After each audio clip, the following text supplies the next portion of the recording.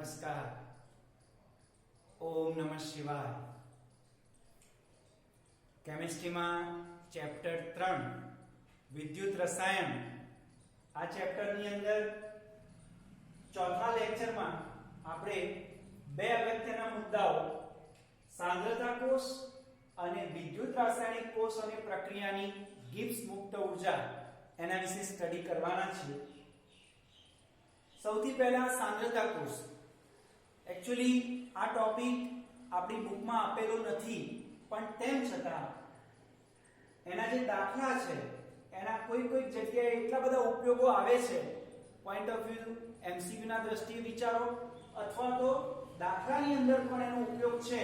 એટલે આપણે સૌથી પહેલા સાંદ્રતા કોષ વિશે સમજીશું અને ત્યારબાદ મુક્ત ઉર્જા વિશે સ્ટડી કરીશું. સૌથી પહેલું તો સાંદ્રતા કોષ એટલે શું એને સમજવા માટે મેં અહીંયા એક વિદ્યુત રાસાયણિક કોષનું નિરૂપણ કરેલું છે. તમે જોઈ શકો છો બંને બાજુ વિદ્યુત ધ્રુવો પ્લેટિનમના છે અને હાઇડ્રોજન વાયુ પસાર કરેલો છે અને એ હાઇડ્રોજન વાયુ જે દ્રાવણમાં પ્લેટિનમના વિદ્યુત ધ્રુવો ડુબાડેલા છે તે બંને દ્રાવણો HCl અથવા તો જેમાં H+ આયન હાજર હોય એવા દ્રાવણો છે. એનોડનો સંપર્ક છે, લેફ્ટ સાઈડ છે એનોડ છે, તો એનોડના સંપર્કમાં રહેલ દ્રાવણની સાંદ્રતા 10⁻⁶ મોલર છે અને કેથોડના સંપર્કમાં રહેલ દ્રાવણની સાંદ્રતા 10⁻³ મોલર છે. એટલે તમે વિચારી શકો કે બંને વિદ્યુત ધ્રુવો સમાન છે. પ્લેટિનમ હાઇડ્રોજન વાયુ પસાર કરેલો છે એટલે બંને વિદ્યુત ધ્રુવો સમાન છે, પરંતુ વિદ્યુત ધ્રુવો જે દ્રાવણોમાં ડુબાડેલા છે તે બંને દ્રાવણોની સાંદ્રતા જુદી જુદી છે. તો આવા પ્રકારના વિદ્યુત રાસાયણિક કોષને સાંદ્રતા કોષ તરીકે ઓળખવામાં આવે છે. તો ફરીથી સાંદ્રતા કોષ એટલે શું? તો વિદ્યુત ધ્રુવો સમાન હોય, બંને વિદ્યુત ધ્રુવો સમાન હોય, પરંતુ તેમના દ્રાવણોની સાંદ્રતા જુદી જુદી હોય, તો તેવા પ્રકારના વિદ્યુત રાસાયણિક કોષને સાંદ્રતા કોષ તરીકે ઓળખવામાં આવે છે. હવે આ સાંદ્રતા કોષ આ ટાઈપના કોઈ પણ પ્રકારના કોષની રચના કરી શકાય. બંને બાજુ તમે કોપરના વિદ્યુત ધ્રુવો પણ લઈ શકો, બંને બાજુ સિલ્વરના વિદ્યુત ધ્રુવો પણ લઈ શકો, બંને બાજુ Zn ના વિદ્યુત ધ્રુવો પણ લઈ શકો. તો સાંદ્રતા કોષ આપેલો હોય તો સાંદ્રતા કોષનો પોટેન્શિયલ, કોષ પોટેન્શિયલ કેવી રીતે ગણી શકાય? તો આપણે આના ઉપરથી જે દાખલો તૈયાર કરી દીધો છે મેં.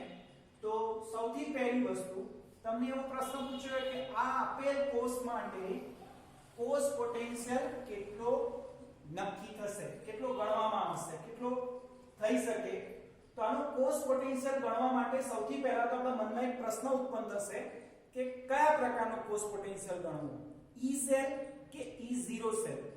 તમે ગયા વખતે શીખ્યા હતા કે કોઈ પણ કોષ પ્રમાણિત સ્થિતિમાં હોય ત્યારે તેનો મળતો પોટેન્શિયલ E0 સેલ કહેવાય. તો અહીંયા જોઈ લઈએ તો 298 કેલ્વિન તાપમાન છે. જે વાયુ છે એ વાયુનું દબાણ 1 બાર છે, પરંતુ બંને દ્રાવણોની સાંદ્રતા 1 મોલર નથી. આથી આ કોષ પ્રમાણિત સ્થિતિમાં છે એવું કહી શકાય નહીં. માટે આપેલ કોષ બિન પ્રમાણિત સ્થિતિમાં હોવાથી અહીંયા જે દાખલો પૂછાયો છે તે છે બિન પ્રમાણિત કોષ પોટેન્શિયલ નક્કી કરો. તો હવે આનો બિન પ્રમાણિત કોષ પોટેન્શિયલ એટલે કે E સેલ કેવી રીતે ગણી શકાય એના ઉપર આપણે ચર્ચા કરીએ. તો સૌથી પહેલું તો E સેલ ગણવા માટે આપણે નર્સ સમીકરણનો ઉપયોગ કરીએ છીએ. ગયા વખતે તમે શીખ્યા હતા કે E cell E0 cell minus 0.059 log નિપજની સાંદ્રતા ભાગ્યા પ્રક્રિયકની સાંદ્રતા અથવા એનોડની સાંદ્રતા ભાગ્યા કેથોડની સાંદ્રતા. તમે અહીંયા બેમાંથી ગમે તે વસ્તુ લખી શકો છો. હવે E સેલ ગણવા માટે સૌથી પહેલા મને ખ્યાલ હોવો જોઈએ E0 સેલ કેટલો થાય. તો તમે જાણો છો એ પ્રમાણે E0 સેલ શોધવા માટેનું સૂત્ર હતું E0 right minus E0 left. મતલબ તમારે રાઈટ સાઈડ એટલે કે કેથોડનો રિડક્શન પોટેન્શિયલ પ્રમાણિત નક્કી કરવાનો, એનોડનો રિડક્શન પોટેન્શિયલ પ્રમાણિત સ્થિતિમાં લખવાનું છે. તો અહીંયા તો બંને વિદ્યુત ધ્રુવો સમાન છે, વળી હાઇડ્રોજનના પ્રમાણિત રિડક્શન પોટેન્શિયલ 0 છે એટલે હાઇડ્રોજનનું પ્રમાણિત રિડક્શન પોટેન્શિયલ 0 અને અહીંયા પણ હાઇડ્રોજન જ છે એટલે પ્રમાણિત રિડક્શન પોટેન્શિયલ તેનો પણ 0 લેશું એટલે ઓવરઓલ E0 સેલની વેલ્યુ 0 થશે। તો સૌથી પહેલો એક નાનો પ્રશ્ન કે જ્યારે પણ સાંદ્રતા કોષ આપેલો હોય એટલે કે બંને વિદ્યુત ધ્રુવો સમાન હોય ત્યારે E0 સેલની કિંમત હંમેશા 0 થશે। બંને વિદ્યુત ધ્રુવો સમાન હોય ત્યારે E0 સેલની કિંમત હંમેશા 0 થશે, 0 થશે। તો અહીંયા એક મુદ્દો આપણને ખ્યાલ આવી ગયો E0 સેલ 0 લેવાનું છે। હવે n નિપજની સાંદ્રતા અને પ્રક્રિયકની સાંદ્રતા કેવી રીતે નક્કી કરવી એ વિચારીએ। તો સૌથી પહેલા આપેલ કોષ છે એ કોષમાં કેથોડ અને એનોડ ઉપર થતી પ્રક્રિયા આપણે વિચારીએ। તો કેથોડ ઉપર રિડક્શન થશે એટલે H+ એક ઇલેક્ટ્રોન મેળવી 1/2 H2 માં કન્વર્ટ થશે। આ 1/2 એટલા માટે લખ્યા છે સમીકરણને સંતુલિત કરવા માટે। જ્યારે એનોડ છે તો એનોડ ઉપર હાઇડ્રોજન ગેસ એક ઇલેક્ટ્રોન દૂર કરી H+ માં કન્વર્ટ થશે। તો ટોટલ જે પ્રક્રિયા છે કુલ રાસાયણિક પ્રક્રિયા અથવા તો રેડોક્સ પ્રક્રિયામાં ઇલેક્ટ્રોન કટ કરી દો તમે H2 કટ કરી દો તો વધશે શું?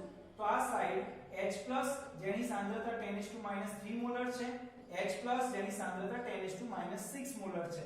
એટલે ઓવરઓલ તમને નિપજ અને પ્રક્રિયકની સાંદ્રતા તમારે અહીંયા જે લખવાની છે એ તમને ખ્યાલ આવી ગઈ। બીજા અર્થમાં વિચારો તો 10⁻⁶ એ એનોડની સાંદ્રતા છે અને 10⁻³ એ કેથોડની સાંદ્રતા છે। એટલે ઓવરઓલ મારે નિપજ અને પ્રક્રિયકની સાંદ્રતા લખવાની છે તો આ સમીકરણ લખીશું તો નિપજ અને પ્રક્રિયકની સાંદ્રતા આપણે લખી શકીશું। હવે n એટલે શું? તો n એટલે એનોડ ઉપર મુક્ત થતા ઇલેક્ટ્રોનની સંખ્યા અથવા તો કેથોડ ઉપર સ્વીકારાતા ઇલેક્ટ્રોનની સંખ્યા। પણ અહીંયા એક વસ્તુ યાદ રાખીશું કે આ ઇલેક્ટ્રોનની સંખ્યા સરખી હોવી જોઈએ।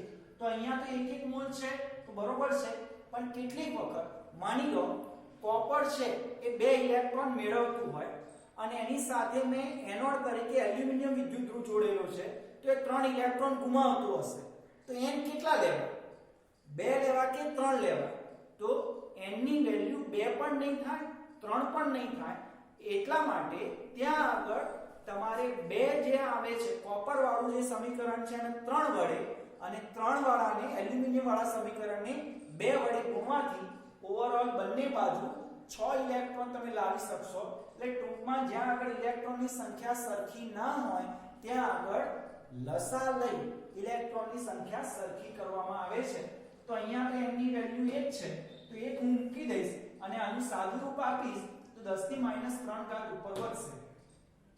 આગળ સાદું રૂપ આપીએ આપણે તો 10⁻³ છે તો -3 ને તમે આગળ લઈ લેશો તો log 10 રહેશે।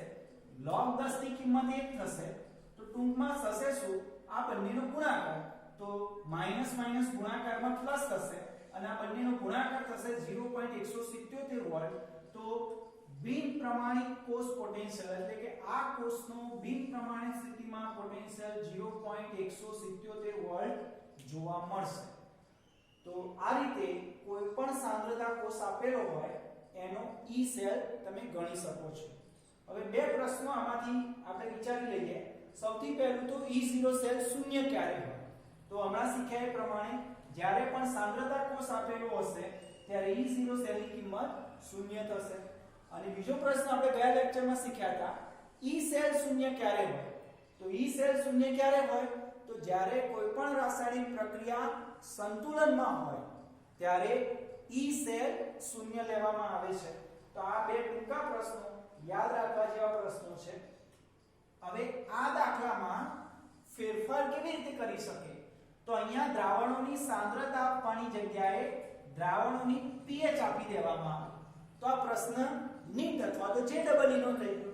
વાત બહુ સિમ્પલ છે।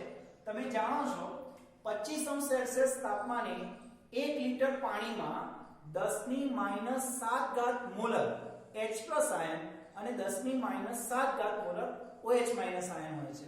એટલે 10⁻⁷ મોલર H+ આયન છે માટે તેની pH 7 ગણીય છે। તો એવી રીતે જો 7 pH હોય તો 10 ની -7 ઘાત મોલર H+ કહીએ છીએ, તો એવી જ રીતે જો pH 6 હોય તો ત્યાં H+ ની સાંદ્રતા કેટલી હશે? 10 ની -6 થશે. pH 3 હોય તો H+ ની સાંદ્રતા કેટલી થશે? તો 10 ની -3 થશે. તો અહીંયા કંઈ કરવાનું છે જ નહીં. pH 6 હોય તો તમારે સમજી લેવાનું H+ ની સાંદ્રતા 10 ની -6 થશે. pH 3 હોય તો 10 ની -3 થશે. બસ એ જ પ્રમાણે દાખલો કમ્પ્લીટ કરવાનો છે. તો આ રીતે તમે દાખલો બીજી રીતે પણ વિચારી શકો. ત્રીજી વસ્તુ જે ટૂંકો પ્રશ્ન પૂછાય છે તે સાંદ્રતા કોષમાં હંમેશા C1 is less than C2 હોય છે. એટલે કે C1 મતલબ એનોડના સંપર્કમાં રહેલ દ્રાવણની સાંદ્રતા કરતા હંમેશા કેથોડના સંપર્કમાં રહેલ દ્રાવણની સાંદ્રતા વધારે હોય છે. તો અહીંયા કોષ પોટેન્શિયલ ઉત્પન્ન કેવી રીતે થાય છે? તો જ્યારે આ 10 ની -3 ઘાત એટલે કેથોડના સંપર્કમાં રહેલ દ્રાવણોની સાંદ્રતા છે, આયનોની સાંદ્રતા છે. તો જ્યારે કેથોડના સંપર્કમાં રહેલ આયનો જ્યાં સાંદ્રતા વધારે છે તો તે એનોડ બાજુ જ્યારે વહન પામે છે એટલે ટૂંકમાં આયનોના વહનના કારણે કોષ પોટેન્શિયલ ઉત્પન્ન થાય છે. એટલે જ્યાં સુધી બંનેમાં સાંદ્રતામાં તફાવત હશે ત્યાં સુધી પોટેન્શિયલ ઉત્પન્ન થશે. જ્યારે બંને દ્રાવણોની સાંદ્રતા સમાન થઈ જશે ત્યારે ફરીથી કોષ પોટેન્શિયલ ઘટીને શૂન્ય થઈ જશે. બીજો એક પ્રશ્ન બહુ સરસ પૂછાય છે MCQ માટે, તમારે યાદ રાખવા જેવો કે E સેલ એ સામાન્ય રીતે E0 સેલને અનુરૂપ હોય છે. જો કોઈ વિદ્યુત રાસાયણિક કોષની રચના કરી છે અને એમાં E0 સેલની વેલ્યુ વધારે છે તો એ વખતે E સેલ પણ સ્વાભાવિક રીતે વધારે આવશે. E0 સેલ ઓછો હોય તો E સેલ પણ ઓછો આવશે. બીજી બાજુ આપણે ગયા વખતે શીખ્યા હતા કે E સેલ એ એનોડ અને કેથોડના સંપર્કમાં રહેલા દ્રાવણોની સાંદ્રતા ઉપર પણ આધાર રાખે છે. જો એનોડના સંપર્કમાં રહેલ દ્રાવણની સાંદ્રતા ઓછી હોય તો E સેલ વધારે હોય. મેં તમને ગઈ વખતે એક સૂત્ર લખાવડાવ્યું. E સેલ ચલે છે 1 એનોડની સાંદ્રતા. એટલે કે એનોડની સાંદ્રતા ઓછી રાખીશું તો કોષ પોટેન્શિયલ વધારે મળશે અને કેથોડની સાંદ્રતા વધારે રાખીશું તો કોષ પોટેન્શિયલ વધારે મળશે. ટૂંકમાં કોષ પોટેન્શિયલ એનોડ કેથોડના સંપર્કમાં રહેલ દ્રાવણોની સાંદ્રતા ઉપર તો આધાર રાખશે પણ એનો મોટા ભાગનો આધાર છે E0 સેલ ઉપર. એટલે કે તમને 3 કોષ આવી રીતના બનાવીને આપી દીધા હોય અને તમે પૂછ્યું હોય કે E સેલ કોનો વધારે થશે તો તમારે સૌથી પહેલા એ 3 કોષ માટે E0 સેલની વેલ્યુ ફાઇન્ડ કરી દેવાની. E0 સેલ ફાઇન્ડ કરશો એટલે તમને ઓટોમેટિક ખ્યાલ આવી જશે કે સામાન્ય રીતે જેનો E0 સેલ વધારે હશે તે કોષ માટે E સેલ પણ વધારે થશે. તો આ પહેલી માહિતી છે સાંદ્રતા કોષ માટેની. હવે નેક્સ્ટ ટોપિક ઉપર આપણે જઈએ. વિદ્યુત રાસાયણિક કોષ જેનો આપણે સ્ટડી કરી રહ્યા છીએ અને એની સાથે સંકળાયેલ પ્રક્રિયાની ગિબ્સ મુક્ત ઊર્જા. તમે 11મા ધોરણમાં શીખ્યા છો કોઈ પણ પ્રણાલી દ્વારા થતું કાર્ય. અહીંયા વિદ્યુત રાસાયણિક કોષ છે તો આગળ મેં તમને સિદ્ધાંત શીખવાડ્યો છે. કયો એનો સિદ્ધાંત છે? રાસાયણિક ઊર્જાનું વિદ્યુત ઊર્જામાં રૂપાંતરણ. એટલે કે જો કોષ પોટેન્શિયલ વધારે ઉત્પન્ન થાય, વિદ્યુત ઊર્જા વધારે ઉત્પન્ન થાય તો સમજી લેવાનું એ કોષ દ્વારા કાર્ય વધારે થાય છે. જો કોષ પોટેન્શિયલ ઓછો ઉત્પન્ન થયેલું હોય તો કાર્ય ઓછું થયું હશે. એટલે કાર્ય અને કોષ પોટેન્શિયલ એકબીજાના સમપ્રમાણમાં થશે. સમપ્રમાણનું ચિહ્ન દૂર કરીએ તો ત્યાં આગળ તમે બરાબર મૂકી શકો તો W NFE સેલ. એટલે કે 1 સેકન્ડમાં થયેલ વિદ્યુતીય કાર્ય W એ કોના બરાબર થશે? તો વિદ્યુતીય પોટેન્શિયલ અને પસાર થયેલ કુલ વિદ્યુતભારના ગુણાકાર બરાબર થશે. તો આ આપણે 11મા ધોરણમાં શીખ્યા હતા. આગળ એક મુદ્દો ભણ્યા હતા કે મુક્ત ઊર્જામાં થતો ઘટાડો. જે પ્રક્રિયાઓ આપમેળે થતી હોય છે એમાં આપણને ખ્યાલ છે મુક્ત ઊર્જા ઘટતી હોય છે તો એ કાર્યમાં થતા રૂપાંતરણ ઉપર આધાર રાખતો હોય છે. અને જેટલું કાર્ય વધારે થશે એટલી મુક્ત ઊર્જામાં ઘટાડો વધારે થશે. તે પ્રમાણે આ સૂત્ર આપણી પાસે હતું. હવે અહીંયા તમે W ની કિંમત મૂકશો તો પ્રક્રિયાની મુક્ત ઊર્જામાં થતો ફેરફાર is equal to W ની કિંમત અહીંયા લખીશું તો -NFE જો કોષ પ્રમાણિત સ્થિતિમાં હોય તો અહીંયા તમે પ્રમાણિત ચિહ્ન લખી શકો તો એ વખતે શું ગણાશે આ પ્રક્રિયાની પ્રમાણિત મુક્ત ઊર્જામાં થતો ફેરફાર -NFE0 તમે સૌ જાણો છો એ પ્રમાણે મુક્ત ઊર્જા એ માત્રાત્મક ગુણધર્મ છે માટે તે n ઉપર આધારિત હોય છે એટલે કે n બદલાશે તો મુક્ત ઊર્જામાં પણ ફેરફાર થશે બીજું એક સૂત્ર તમે લોકો 11મા ધોરણમાં ભણ્યા હતા કે પ્રક્રિયાની પ્રમાણિત મુક્ત ઊર્જામાં થતો ફેરફાર અને સંતુલન અચળાંક વચ્ચેનો સંબંધ દર્શાવતું સૂત્ર તો delta G0 -RT ln K natural log છે ને સાદા લોગમાં કન્વર્ટ કરવું હોય 10 ના આધાર વાળા લોગમાં કન્વર્ટ કરવું હોય તો આપણે જાણીએ છીએ પ્રમાણે 2.303 વડે ગુણવામાં આવે છે તો આ રીતે તમે E0 સેલ તમે જાણો છો તેના ઉપરથી પ્રક્રિયાની પ્રમાણિત મુક્ત ઊર્જામાં થતો ફેરફાર જાણી શકશો અને પ્રક્રિયાની પ્રમાણિત મુક્ત ઊર્જામાં થતો ફેરફાર તમે જાણો છો તેના ઉપરથી સંતુલન અચળાંક ગણી શકશો તો હવે આપણે એના ઉપર આધારિત એક દાખલો જોઈએ છે આ દાખલો લખાણ સંબંધિત પ્રશ્નમાં આપેલો છે 3.6 આ એક સમીકરણ આપેલું છે E0 સેલની કિંમત આપેલી છે તાપમાન આપેલું છે અને આપણા માટે બે પ્રશ્નો અજ્ઞાત છે બે પ્રશ્નો આપણે જાણવા છે કે એમાં શું થઈ શકે તો સૌથી પહેલા તો 2 મોલ Fe+3 2 મોલ Fe+2 માં કન્વર્ટ થાય છે Fe+3 Fe+2 1 મોલ માં કન્વર્ટ થતું હોય તો 1 ઇલેક્ટ્રોન જરૂર પડે પણ અહીંયા 2 મોલ છે એટલે 2 ઇલેક્ટ્રોન મેળવે છે તો બીજી બાજુ 2 મોલ I- I2 માં કન્વર્ટ થશે એટલે ઓક્સિડેશન થશે તો 2 ઇલેક્ટ્રોન ગુમાવશે ટૂંકમાં સમીકરણ સંતુલિત આપેલું જ છે એટલે કે અહીંયા n ની કિંમત 2 લેવાની થશે ફરીથી પ્રક્રિયાની પ્રમાણિત મુક્ત ઊર્જામાં થતો ફેરફાર ગણવો છે તો એના માટે તમને NFE0 સેલ ખબર હોવા જોઈએ તો E0 સેલ તમે જાણો છો હવે મેં સમીકરણ ઉપરથી n ની વેલ્યુ નક્કી કરી દીધી તો આ સૂત્રની અંદર હું મૂકીશ તો n ની કિંમત 2 ફેરાડે એટલે 96487 કુલમ એક્ઝેક્ટ વેલ્યુ છે પણ ગણતરી માટે હંમેશા આપણે એપ્રોક્સિમેટલી વેલ્યુ લઈશું 96500 E0 સેલની કિંમત 0.236 વોલ્ટ તો એ પ્રમાણે જોવા જઈશું તો આ કુલમમાં હશે આ વોલ્ટમાં હશે તો કુલમ ઇન્ટુ વોલ્ટ થશે જૂલ પ્રતિ મોલ તો ડેલ્ટા G0 પ્રક્રિયાની પ્રમાણિત મુક્ત ઊર્જા એ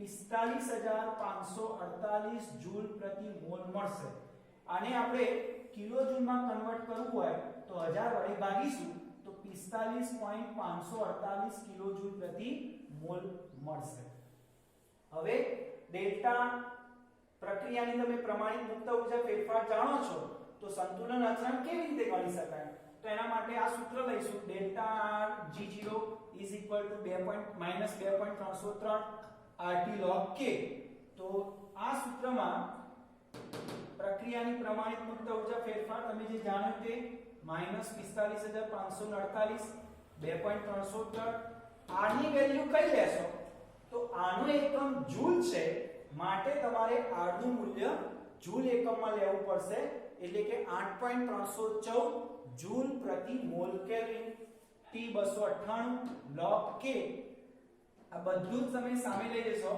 તો -45548 ભાગ્યા આ કરશો એટલે log K મળશે અને K શોધવું હશે તો આનો જે જવાબ આવ્યો 7.9827 એના એન્ટીલોગ લઈશું તો પોઈન્ટ પછીની સંખ્યાના એન્ટીલોગ જોશો તો K નું તમને વેલ્યુ મળી જશે એટલે આ રીતે આપણે સંતુલન અચળાંક પણ ગણી શકીશું તો આ બે દાખલા બહુ જ સરસ છે 3 માર્ક્સમાં પૂછી શકાય છે અને સાથે સાથે સ્વાધ્યાયના 3.4 અને 3.5 આ બે દાખલાઓ પણ તમે આના વધારે અભ્યાસ માટે ગણી શકો છો તો અહીંયા આ જે બે ટોપિક આજે આપણે શીખવાના હતા તે આપણે પૂરા કરીએ છીએ ધન્યવાદ